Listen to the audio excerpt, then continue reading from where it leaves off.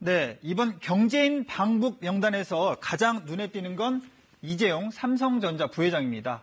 자, 삼성그룹 총수로서는 처음 북한을 방문하는 거라서 그렇기도 하지만요. 무엇보다 지금 최순실 국정농단과 관련해 재판을 받고 있는데 자, 대통령과 함께 북한에 가는 게 적절하냐 이런 지적 때문입니다. 자, 이런 우려에 대해서 임종석 정상회담 준비위원장은요. 남북관계가 진전이 되면 평화가 곧 경제이기 때문에 함께 가는 것이고 재판과는 별개의 문제다 이렇게 말을 했습니다. 자, 이 발언에서 또 하나 알 수 있는 건요. 이번 정상회담이 대북 제재가 풀린 뒤에 남북 경제 협력을 고려하고 있다는 겁니다. 자, 방북 명단 인적 구성을 봐도요. 경제계 인사가 17명인데요. 이건 특별수행단 52명 가운데 3분의 1에 해당이 됩니다. 자, 과거 대북 사업을 이끌었던 현대그룹의 현정은 회장과 북한 원료 개발 사업을 공식적으로 언급을 한 최정우 포스코 회장 등이 포함이 된 것도 경제협력 활성화라는 청와대 의중을 반영한 것으로 풀이가 되고 있습니다. 자, 한반도에 H자 경제벨트를 만들어서 경제 영역을 확장하겠다는 이른바 한반도 신경제지도 실현을 위해서는 남북 경협이 선행돼야 한다는 계획입니다. 자, 산업은행 회장과 코레일, 한전, 그리고 관광공사 사장도 동행을 하면서 경협을 위한 기반 시설과 관광 재개에 대한 논의도 진행이 될 것으로 예상이 되고 있습니다. 자, 청와대는 이번에 동행하는 경제인들이 미용남 북한 경제 담당 내각 부총리와 만날 것이라고도 밝혔는데요. 자, 의전과 경호, 취재 지원 업무를 맡은 청와대 실무진 등 선발대가 어제 평양으로 먼저 출발을 했습니다.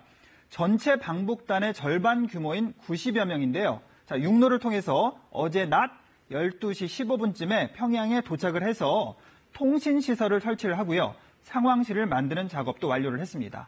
자, 선발대는 오늘부터요. 본격적으로 북측 담당자들과 만나서 정상회담을 위한 사전 조율 작업에 나섭니다. 자, 오늘은 평양 정상회담 하루를 앞두고요. 정상회담의 주요 일정이 공개가 됩니다. 임종석 정상회담 준비위원장이 오늘 오전 11시에요. 이 동대문 디자인 플라자에 마련이 된 메인 프레스 센터에서 내외신 기자들에게 평양 정상회담 일정을 발표를 합니다. 자, 김정은 위원장이 회담 첫날 문재인 대통령 영접을 위해서 평양 국제공항에 나올지 여부도 비롯해서 주요 회담의 세부 계획들이 함께 공개가 될 것으로 예정이 돼 있습니다. 자, 3차 남북 정상회담을 앞두고 북한 매체들은요. 한반도의 화해와 이 평화의 훈풍이 불고 있다. 이렇게 평가를 하고 있습니다. 자, 노동신문은 평양 정상회담을 앞둔 현재 한반도 상황을 이렇게 훈풍이라고 표현을 하고 있는데요. 자, 그러면서 이번 정상회담 개최 역시 김 위원장의 결단에 의한 것임을 강조를 하고 있습니다.